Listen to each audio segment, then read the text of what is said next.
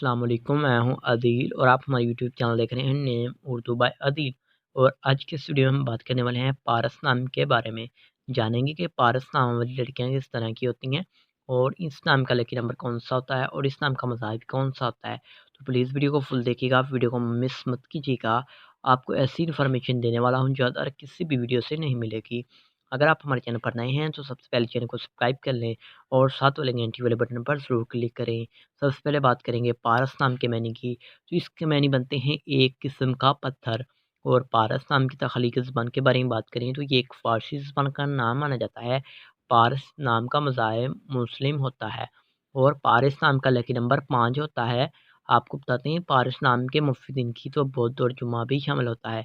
अगर बात की जाए पारस नाम की लड़कियाँ किस तरह की होती हैं, तो आप ज़िंदगी में आने वाली मुश्किलात से टकराना पसंद करती हैं और उनका मुकाबला करना चाहती हैं। पारस नाम के मुफ़्ती दिन में बुध और जुम्मा भी शामिल होता है।